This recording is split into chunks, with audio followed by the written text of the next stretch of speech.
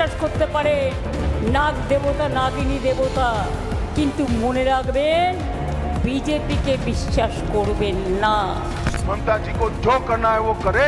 पूरे देश में जहां भारतीय जनता पार्टी की सरकारें हैं, यूसीसी लागू हो कर यूसीसी लागू करने से लेकर घुसपैठियों को भगाने तक, महिलाओं को हर महीने 3,000 रुपए देने से लेकर बेरोजगारों को भत्ता देने तक, ममता बनर्जी अपनी सीट भवानीपुर में उन्हें हार का डर सताने लगा। बंगाल में चुनाव लड़ने वाले ओवैसी के साथ आज खेल क्या हो और इससे कैसे ममता बनर्जी के लिए अचानक लॉटरी लग गई। बंगाल में नरेंद्र मोदी और अमित शाह की जोड़ी ने ममता बनर्जी के होश उड़ा रखे। आज तो कुछ ऐसा हुआ कि ममता बनर्जी के लिए यह चुनाव और भी ज्यादा मुश्किल हो गया, क्योंकि पहले ही ममता बनर्जी एसआईआर से लेकर अधिकारियों की ट्रांसफर पोस्टिंग और घुसपैठियों के मुद्दे तक हाथ पांव पटक रही थी।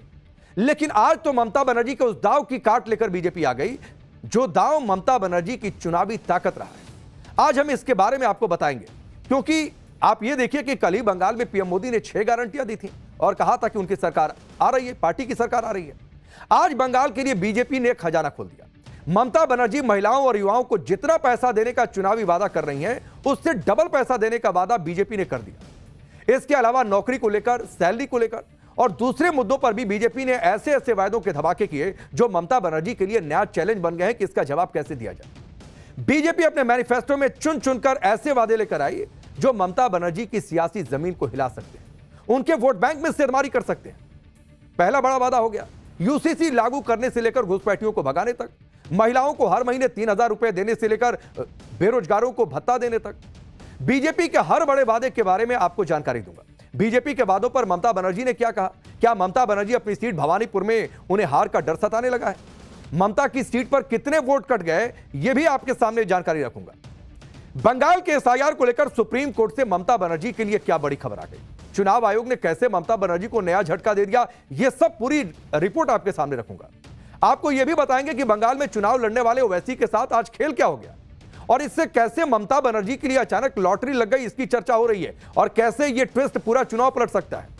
लेकिन पहले देखिए कि बंगाल में मचे सियासी घमासान की आज की झलक क्या रही।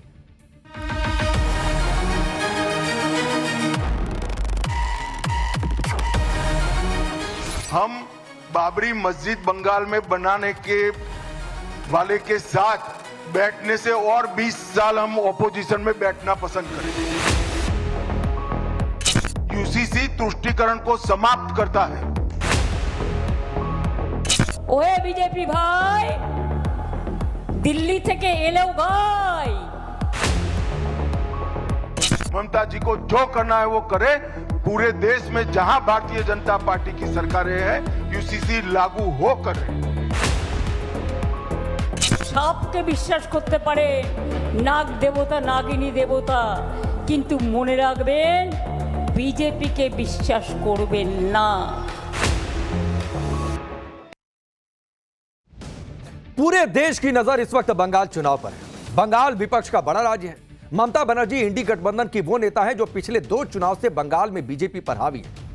लेकिन इस बार बंगाल का चुनाव बहुत अलग है, क्योंकि पिछली बार ममता बनर्जी को अच्छी खासी टक्कर दे चुकी बीजेपी इस बार नई रणनीति के साथ मैदान में उतरी है। कल प्रधानमंत्री मोदी ने बंगाल पहुंचकर वहां पर 6 बड़ी गारंटियां दी, ममता बनर्जी की विदाई की हुंकार भरी। आज गृहमंत्री अमित शाह ने बंगाल में बीजेपी का मैनिफेस्टो लॉन्च कर दिया। इसके बारे में आपको बताते हैं बीजेपी ने क्या बड़े वादे किए, अब उनको पहले आप जान लीजिए। हर महिला को 3,000 रुपए महीने की आर्थिक सहायता दी जाएगी। इस फॉर्मूले पर पहले कई राज्यों में जीत मिल चुकी है। बेरोजगार युवाओं को हर महीने 3,000 रुपए की आर्थिक मदद, घुसपैठियों को पकड़ पकड़ कर बंगाल से बाहर किया जाएगा। 6 महीने में बंगाल में यूसीसी यानी यूनिफॉर्म सिविल कोड को लागू कर दिया जाएगा। यह भी आज जोर देकर अमित शाह ने बात कही। बंगाल में कटमनी के कल्चर को खत्म किया जाएगा। दावा यह है कि अधिकांश बंगाल की जनता इससे पीड़ित है। 15 साल में टीएमसी के राज में जो भ्रष्टाचार हुआ उस पर श्वेत पत्र लाने की भी बात है। 5 साल में बंगाल में 1 करोड़ नौकरी और स्वरोजगार का वादा भी किया गया है। सभी सरकारी कर्मचारियों और पेंशन भोगियों के लिए डीए भी सुनिश्चित किया जाएगा। साथ ही 45 दिन के अंदर 7वां वेतन आयोग लागू किया जाएगा।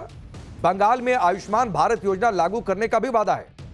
इसके साथ ही जितनी भी राजनीतिक हिंसा हुई है उसकी जांच के लिए सुप्रीम कोर्ट के रिटायर्ड जज की निगरानी में कमीशन बनाकर उसकी पूरी जांच करवाई जाएगी। पुराने चाय बागानों को पुनर्जीवन और दार्जिलिंग टी ब्रांड को विश्व प्रसिद्ध बनाने के लिए कमीशन बनाने का भी वादा है।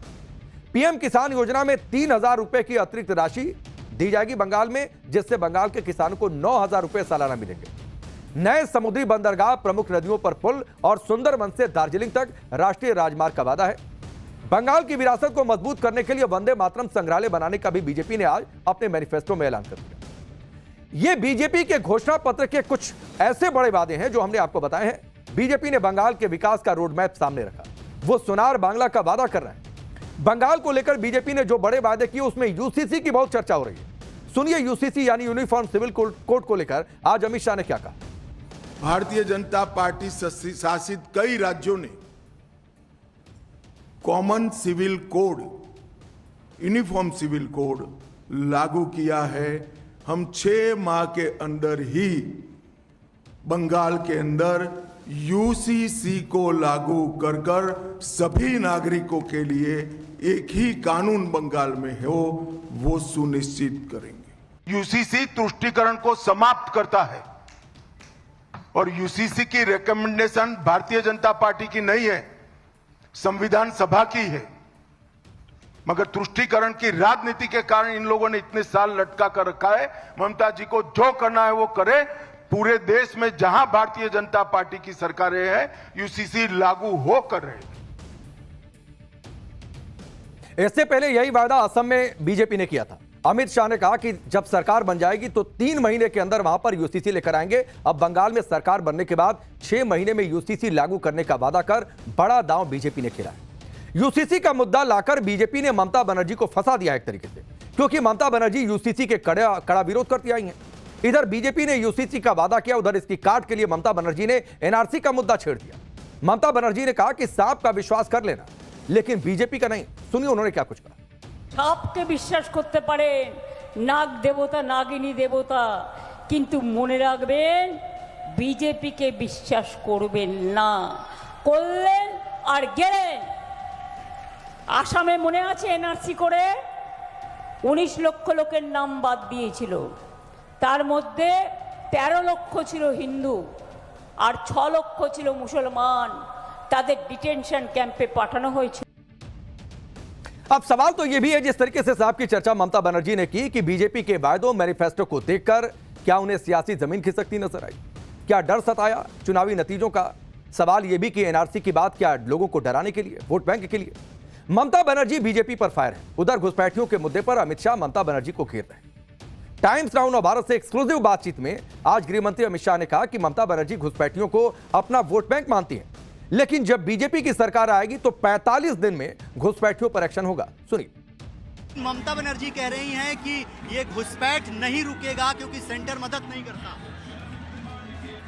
सेंटर को भूमि चाहिए और ममता जी भूमि रोक कर बैठी। वो घुसपैठियों को अपना वोट बैंक मानती है। हमें 45 दिन में हमारी सरकार बनने के बाद भारत सरकार को पूरा हम भूमि दे देंगे और घुसपैठ जरूर रुक करेंगे।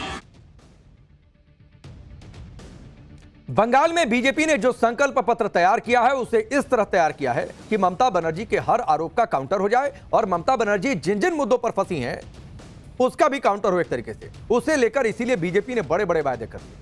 जैसे ममता बनर्जी की गेम चेंजर योजना, लक्ष्मी भंडार योजना की काट के जवाब में महिलाओं को 3000 रुपए देने का ऐलान। ममता बनर्जी बार बार यह आरोप लगाती हैं कि बीजेपी बंगाली भाषा के खिलाफ है, बंगाल की संस्कृति के खिलाफ है। इसके जवाब में Vande Mataram museum, culture centre बनाने जैसे वादे बीजेपी ने कर दिए। ममता बनर्जी अक्सर बाहरी बनाम बंगाली का मुद्दा उठाकर बीजेपी को फंसाती हैं, घेरती हैं, लेकिन आज अमित शाह ने 2 टूक कह दिया कि सीएम बंगाल से ही होगा। बंगाल में महिला सुरक्षा एक बड़ा मुद्दा है। संदेश खाली से लेकर आरजीकर मेडिकल कॉलेज वाले केस में ममता बनर्जी की जमकर फजीहत हुई। उधर बीजेपी ने ऐसे मामलों की जांच के लिए कमीशन बनाने का ऐलान कर दिया। बंगाल में भर्ती घोटाले से भी ममता बनर्जी की छवि डैमेज हुई है। उधर बीजेपी ने पारदर्शी भर्ती प्रक्रिया और उम्मीदवारों को 5 साल की उम्र सीमा की छूट का वादा भी कर दिया। बंगाल में महंगाई भत्ते को लेकर ममता सरकार और सरकारी कर्मचारियों में लंबे समय से खींचतान चल रही है। उधर बीजेपी ने सभी कर्मचारियों को महंगाई भत्ता और 7वें वेतन आयोग लागू करने का वादा कर ममता बनर्जी को फंसा दिया और अपने वोट बैंक के दायरे को बढ़ाने की कोशिश की। ममता बनर्जी यह माहौल बना रही थी कि बीजेपी सत्ता में आई तो मांस मछली खाना मुश्किल हो जाएगा। ममता बनर्जी कह रही थी कि बीजेपी आ गई तो तय करेगी कि कौन क्या खाए, उस पर बैन लग जाएगा। आज अमित शाह ने इसका भी जवाब दिया कि टीएमसी अफवाह फैला रही है, मछली अंडे खाने पर कोई रोक नहीं होगी, लोगों के खाने की चॉइस पर कोई हमला नहीं होगा। यानी आज बीजेपी ने अपने वायदों से ममता बनर्जी की मुश्किलें भी बढ़ा दी और उन्हें फंसा भी दिया एक तरीके से। बीजेपी ने आज बंगाल की महिलाओं के लिए भी बड़े बड़े ऐलान किए, टीएमसी को बड़ा झटका दे दिया है। बंगाल की महिलाओं के लिए बीजेपी ने जो 8 बड़े वादे किए वो अब आपको बताता हूं। पहला बड़ा वादा है महिलाओं को हर महीने 3,000 रुपए का वादा, हर महीने 1 से 5 तारीख के बीच में ये पैसे अकाउंट में आ जाएंगे। इसकी भी डेडलाइन दे दी। पुलिस बल समेत सभी नौकरियों में महिलाओं को 33% आरक्षण दिया जाएगा। हर मंडल में महिला थाना बनेगा। महिला स्वास्थ्य के लिए फ्री टीकाकरण और कैंसर की स्क्रीनिंग होगी। संस्थागत डिलीवरी का भी वादा किया गया है। गर्भवती महिलाओं को 21,000 की आर्थिक सहायता और 6 पोषण किट देने का भी वादा है। बंगाल में 75 लाख लखपति दीदी बनाई जाएंगी। बसों में महिलाओं को फ्री ट्रैवल की सुविधा मिलेगी। संदेश खाली समेत ऐसे मामलों की रिटायर्ड महिला जज से जांच करवाई जाएगी। दरअसल पश्चिम बंगाल में महिला मुख्यमंत्री और इसको लेकर बार बार यह होता है कि महिलाओं के हक की सबसे ज्यादा बात वो करती हैं, इसीलिए महिलाओं के लिए अलग से वादा बीजेपी ने किया। इन वायदों में सबसे बड़ा वादा है 3,000 रुपए की आर्थिक मदद। यह वो वादा है जो बंगाल में ममता बनर्जी की सबसे लोकप्रिय लक्ष्मी भंडार योजना की काट है। ऐसा माना जाता है कि टीएमसी की मजबूत पकड़ के पीछे इसी योजना का बड़ा हाथ है। ममता बनर्जी ने इस योजना को साल 2021 में शुरू किया था। सामान्य वर्ग की महिलाओं को 1,000 रुपए महीना और SC/ST वर्ग की महिलाओं को 1,200 रुपए महीने दिए जाते थे। इस साल के बजट में भी ममता बनर्जी ने लक्ष्मी भंडार योजना की राशि बढ़ा दी। सामान्य वर्ग की महिलाओं के लिए राशि बढ़ाकर 1,500 रुपए कर दी गई और SC/ST वर्ग की महिलाओं के लिए 1,700 रुपए महीने। बंगाल में करीब 2 करोड़ 42 लाख महिलाएं इस योजना की लाभार्थी हैं और ये ममता बनर्जी की बड़ी सियासी ताकत मानी जाती हैं। लिहाजा बीजेपी की नजर इस बड़ी ताकत पर। दावा है कि 2021 में ममता बनर्जी की जीत में इस योजना ने बहुत बड़ा रोल निभाया था। ऐसे में बीजेपी ने बंगाल की महिलाओं को 3,000 रुपए महीने का वादा करते हुए ममता बनर्जी को बड़ी टेंशन दे दी। अब आप यह देखिए कि बंगाल में महिला वोटर्स कैसे चुनाव दर चुनाव ममता बनर्जी के लिए गेम चेंजर साबित होती आई हैं। उसके बाद आप ये समझेंगे कि बीजेपी ने यह वादा किया। साल 2021 के बंगाल की महिलाओं का वोटिंग प्रतिशत पुरुषों के मुकाबले थोड़ा ज्यादा था, यानी चुनावी प्रक्रिया में बंगाल की महिलाएं ज्यादा एक्टिव रही। साल 2021 में टीएमसी को 50% महिला वोट मिले और बीजेपी को 36%। तो ये जो गैप था 14% का, ये अंतर बड़ा पैदा कर गया। साल 2024 में यह आंकड़ा और बढ़ गया। लोकसभा चुनाव में टीएमसी को 53% महिला वोट मिले और बीजेपी को 33%, यानी 20% का गैप। साल 2016 में टीएमसी को 47% महिला वोट मिले थे और 2011 में 49%, यानी ममता बनर्जी को बंगाल की महिलाओं का लगातार साथ मिल रहा। यही वो वोट बैंक है जो ममता बनर्जी के साथ इंटैक्ट है, उनकी बड़ी सियासी ताकत है और बीजेपी की नजर उनकी इसी सियासी ताकत को कमजोर करने पर। लेकिन इस बार महिला वोटों को साधने के लिए बीजेपी ने भी बड़ा दांव चल दिया। इसके साथ ही आरजीकर मेडिकल कॉलेज केस से भी महिला सुरक्षा के मुद्दे पर ममता बनर्जी की इमेज को डेंट पड़ा है, उसे भी भुनाने की कोशिश है। बंगाल के चुनाव में ममता बनर्जी बीजेपी के खिलाफ अक्सर बाहरी का मुद्दा उठाती है। वो ये माहौल बनाती है कि बंगाल के चुनाव में दूसरे राज्यों के नेताओं को लाया जाता है, यूपी गुजरात से लोग बुलाए जाते हैं। इस तरह ममता बनर्जी इसे बाहरी बनाम बंगाली का मुद्दा बना देती है। लेकिन आज इस मुद्दे की काट के लिए भी अमित शाह ने ऐलान कर दिया कि बीजेपी का जो भी सीएम होगा वो बंगाली ही होगा, बाहर से नहीं होगा। सुनिए। देखो, हम तो कोई वंश परंपरागत पार्टी नहीं है कि दीदी के बाद भतीजा बनेगा।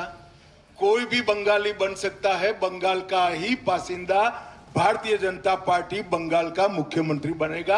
अब जरा भी चिंता न करिए, वो सक्षम भी होगा, योग्य भी होगा, लीडर भी होगा और सुशासन को प्रस्तावित भी करेगा। इधर अमित शाह ने ममता बनर्जी के बाहरी बनाम बंगाली के मुद्दे को सेटल कर दिया। उधर ममता बनर्जी ने आज बीजेपी पर ही बड़ा आरोप लगा दिया।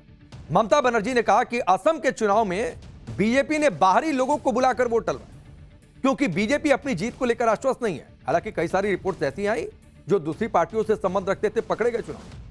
ममता बनर्जी ने कहा कि यूपी से 50,000 लोगों को ट्रेन से असम लाया गया।